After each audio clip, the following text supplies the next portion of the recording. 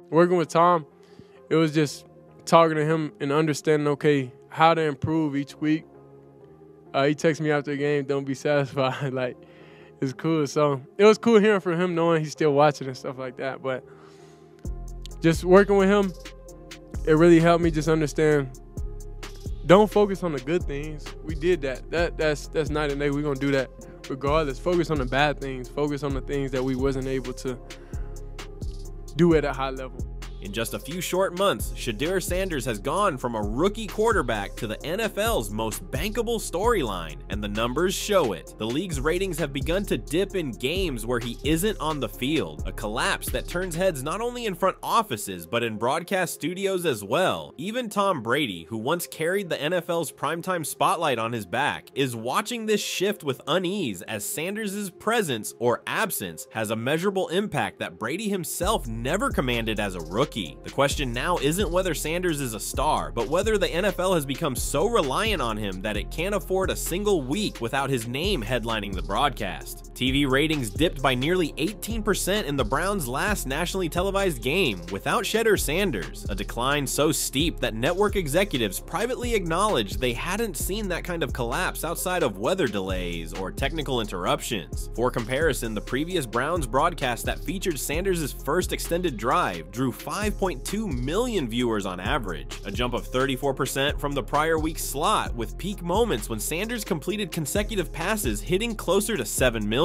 That's not just a fluctuation, that's a measurable market reaction tied directly to one player's presence. The resale ticket market told a similar story. Seats that were moving at over $300 just a week before fell below $120 once the official depth chart confirmed Sanders would not start. Local Cleveland markets, normally known for their loyal baseline attendance, reported more than 4,000 no-shows in a stadium that prides itself on being sold out. By the following day, sportsbook data revealed a 46% drop in Browns-related prop bets, with parlays involving Sanders passing yards or touchdowns essentially vanishing from the betting slip. This is the first time in years that a rookie quarterback has not only influenced the field of play, but directly dictated the financial ecosystem that surrounds the game. For the NFL, that shift is impossible to ignore. A league built on the back of star power has found its latest economic driver, and his name isn't a Super Bowl champion, it's a rookie who has yet to throw a pass in the postseason, and the irony isn't lost on longtime observers. Tom Brady, the ultimate measure of football greatness, didn't generate this kind of movement until deep into his second season. Brady's early starts in 2001 registered solid but unspectacular numbers, with Patriots broadcasts rarely cracking the top 5 games of the week until his Super Bowl upset of the Rams. Sanders, by contrast, has already created a gravitational pull strong enough to dictate programming decisions in September. Networks like FOX and ESPN had circled Browns games for late-season flexibility, banking on Sanders' rise to carry primetime slots. That gamble looks risky now as benchings and trade rumors cast uncertainty on whether he'll even be the featured starter. But the ratings data makes one thing clear: without him, viewers aren't showing up at the same scale. Unlike other rookies, where curiosity fades after the first 2 or 3 games, Sanders is proving sticky. His Colorado legacy, his family brand, and his ability to connect with younger demographics have transformed what should be mid-tier regular season games into must-watch events.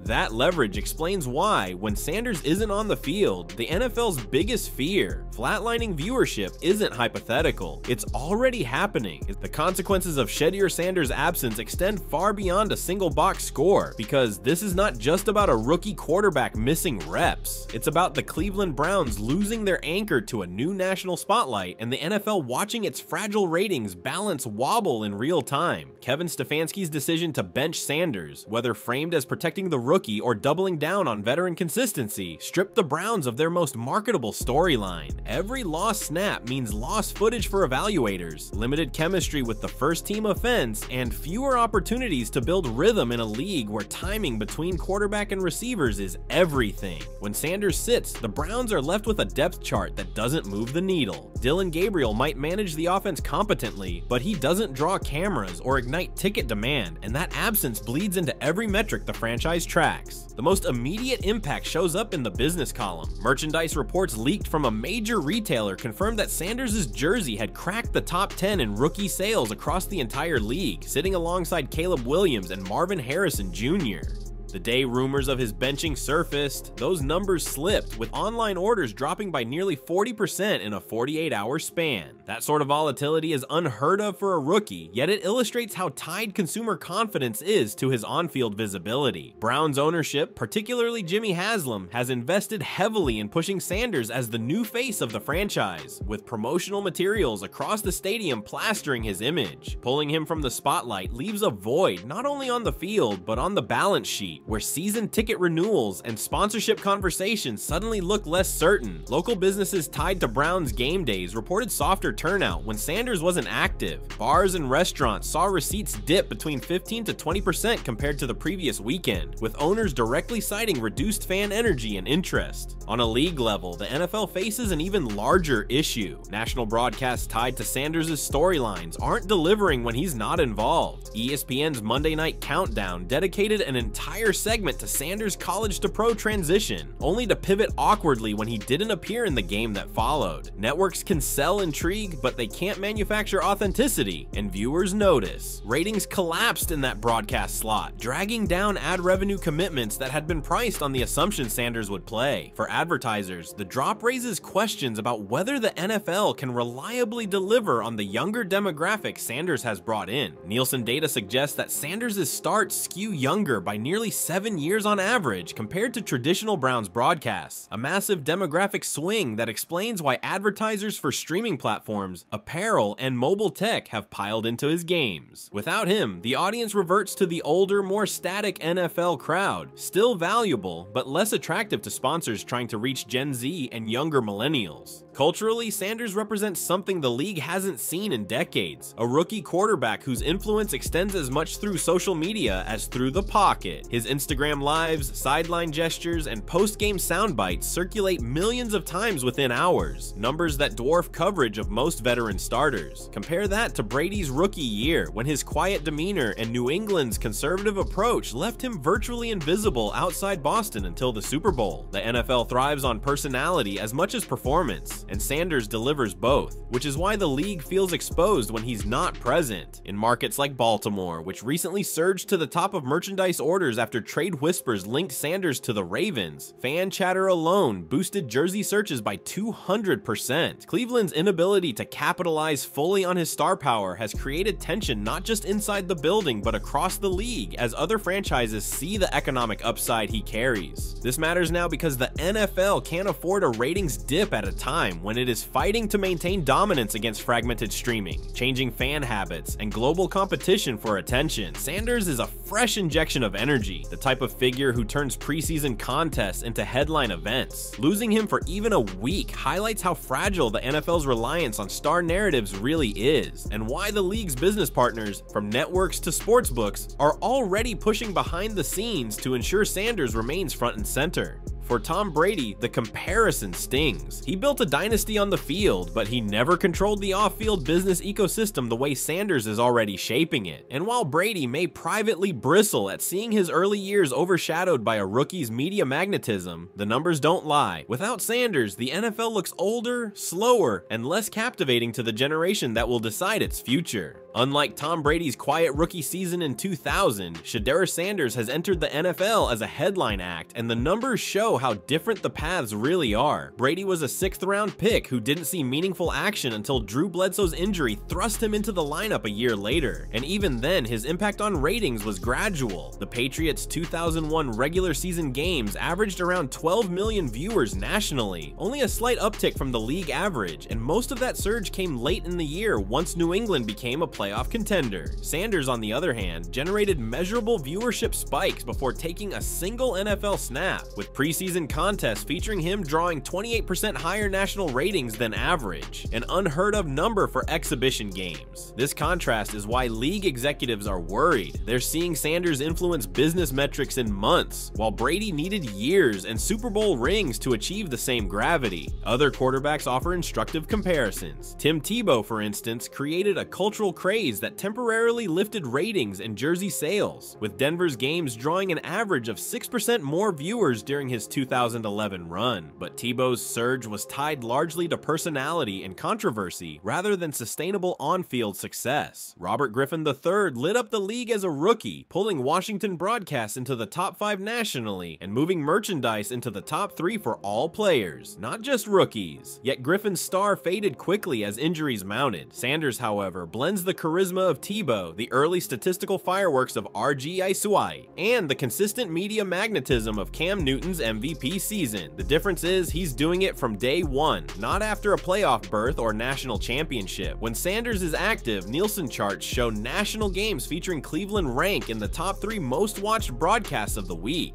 When he isn't, those same time slots tumble out of the top 10 entirely, a swing that no rookie in modern NFL history has produced. Jersey sales offer another clear contrast. Brady didn't appear in the NFL's top 50 for jersey revenue until after his first Super Bowl win in 2002, and even then he was ranked behind veterans like Brett Favre and Terrell Owens. Sanders, by comparison, has already cracked the top 10 among all rookies and briefly surged into the top 15 league-wide after a stretch of preseason highlights went viral. This isn't just about Browns fans either. Sanders' sales were strongest in markets like Dallas, Atlanta, and Los Angeles, indicating national crossover appeal. That's closer to what we saw with Cam Newton in 2011, whose jersey sales topped all rookies and placed top 5 league-wide before his first regular season game ended. The NFL knows what these trajectories look like, and it's clear Sanders is on the Newton/Griffin path rather than the Brady slow burn climb. The difference is that networks, advertisers, and fans have already priced in his presence as a constant, which makes his absence even more jarring. Even the betting markets provide context. During Brady's first full season, sportsbooks rarely set heavy prop action on him, with most wagers flowing toward team totals or established stars. Sanders' rookie campaign is entirely different. Sportsbooks reported that in the first 2 weeks of preseason, more money was wagered on his individual props than on any other rookie quarterback, accounting for nearly 15% of all Browns-related action. That level of engagement is reminiscent of Patrick Mahomes' breakout in 2018, when sportsbooks saw player prop handle spike nearly 40% once Mahomes became the full-time starter. The difference is Mahomes was already a proven starter. Sanders is still fighting for consistent snaps, and yet bettors are acting like he's already the face of the league. That discrepancy between opportunity and impact underscores why the NFL feels uniquely vulnerable when Sanders isn't featured. Brady at this stage was an unknown. Sanders at this stage is already irreplaceable. Historically, the NFL has thrived on continuity, where legends like Brady, Peyton Manning, and Aaron Rodgers built followings over time, but the Sanders effect challenges that model. His immediate draw resembles more of a cultural phenomenon, like LeBron James entering the NBA in 2003, or Zion Williamson dominating college basketball broadcasts before stepping into the league. These were figures who didn't just play, and they shifted the entire broadcast and business ecosystem. The NFL has rarely had that in a rookie, and Brady certainly wasn't it. That's where the jealousy angle rings true. Brady dominated with rings, Sanders dominates with ratings, and in a media-driven league, those numbers matter just as much. The deeper business story is where the Sanders effect truly separates itself, because the NFL isn't just dealing with a ratings anomaly, it's managing a billion-dollar ecosystem that has become unexpectedly dependent on a rookie quarterback's magnetism. Networks like ESPN, FOX, and NBC paid record fees for broadcast packages this cycle, and internal projections were built around a handful of marketable stars: Patrick Mahomes, Josh Allen, Joe Burrow, and Lamar Jackson. Now, in less than a single season, Shedeur Sanders has forced his way onto that shortlist, reshaping schedules and dictating ad buys. Advertising partners openly acknowledge this pivot. According to one industry insider, ad rates for Browns games carrying Sanders as the starter were priced nearly 18% higher than baseline because the audience skewed younger and more digitally engaged. That isn't a small adjustment. It's millions of dollars per slot, tied to the assumption that Sanders would deliver viewership. When he doesn't play, those buys look overvalued, and executives are left fielding angry calls from sponsors who expected Sanders-driven audiences. Streaming platforms amplify the problem. YouTube TV's Sunday Ticket package highlighted Browns games and promotional reels, banking on Sanders as a crossover draw for college football fans still following his journey. NFL Plus subscriptions subscriptions saw a 21% bump during preseason games he started, numbers that flattened the moment he was benched. In the past, these subscription shifts were driven by market size or marquee teams like the Cowboys and Packers. Now a single player is altering national streaming trends, and that level of influence is unprecedented. For comparison, Tom Brady's Patriots didn't make a dent in digital subscriptions until his 5th or 6th season, when streaming was still in its infancy. Sanders has managed to create that leverage immediately, which explains why the NFL is seeing tremors across every distribution channel when he isn't present. Sponsorships also reveal how fragile the system has become.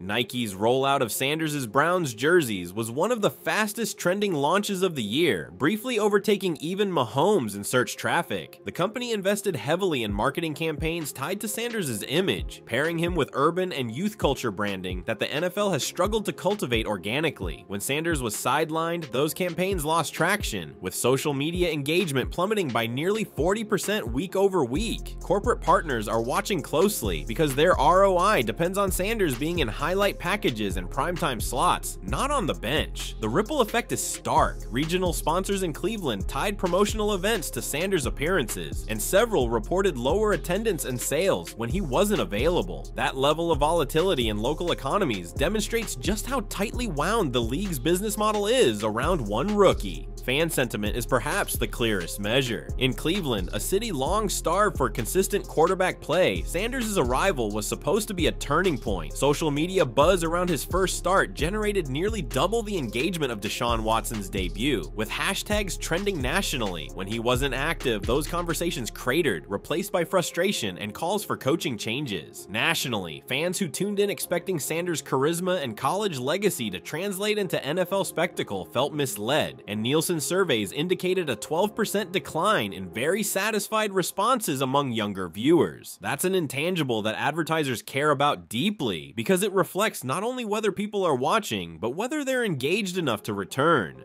Brady built loyalty over 2 decades of dominance, but Sanders has ignited a more fragile, social media-driven loyalty that requires constant feeding. The NFL knows this and is already feeling pressure to ensure he remains front and center, because disengagement in a digital-first era spreads faster than any box score. At the cultural level, Sanders is more than just a quarterback. He's a bridge between college football's modern media machine and the NFL's more traditional product. His presence brings in viewers who followed Colorado's viral run under Deion Sanders, fans who might otherwise have skipped a midseason Browns game. The NFL hasn't had that kind of crossover pull since Tebow, but Sanders has taken it to another level by pairing charisma with actual pro-level skills. The financial system built around him is both a massive opportunity and a risk. Opportunity because the league has a new face who can anchor broadcasts for a decade. Risk because every benching, every rumor, every absence sends shockwaves through ratings, ticket sales, merchandise orders, and ad contracts. Brady may have been the most dominant player of his era, but he never carried this much business weight as a rookie, and that's why whispers of jealousy feel almost inevitable. The NFL is learning in real time what happens when one player becomes a cultural and financial centerpiece overnight, and it has exposed just how vulnerable even the biggest sports league in America can be when that player isn't on the field. If the NFL is already seeing its ratings collapse without Shedeur Sanders on the field, the future scenarios raise both intrigue and alarm. One possibility is that Cleveland continues to mishandle his development, either by keeping him on the bench behind less marketable quarterbacks or by limiting his opportunities in high-profile games. That path would not only damage the Browns competitively, but also risk alienating a fan base that has already invested in Sanders as the face of the franchise. Local reports indicate that season ticket inquiries spiked by 22% once Sanders was drafted, a surge that evaporates quickly if fans believe ownership isn't committed to him long term. Should that enthusiasm cool, resale values would tank, stadium attendance would plateau, and a city that once felt re-energized by Sanders' arrival could revert to apathy. For the league, losing Sanders as a weekly attraction would mean a continued slide in primetime ratings, with networks forced to scramble for storylines that simply don't capture the same attention. The second, more explosive possibility is a trade or relocation that positions Sanders in a market better equipped to maximize his influence. Whispers about Baltimore or even franchises like Las Vegas illustrate how other owners view him as a revenue generator as much as a quarterback. If Sanders were to land in a market with a bigger national footprint, projections suggest immediate jumps of 25 to 30% in local television ratings and merchandise sales, numbers that rival what LeBron James produced when moving to Miami in 2010. For Cleveland, losing Sanders would mean losing more than just a quarterback. It would mean forfeiting a once-in-a-generation marketing engine that could have carried the franchise into sustained national relevance.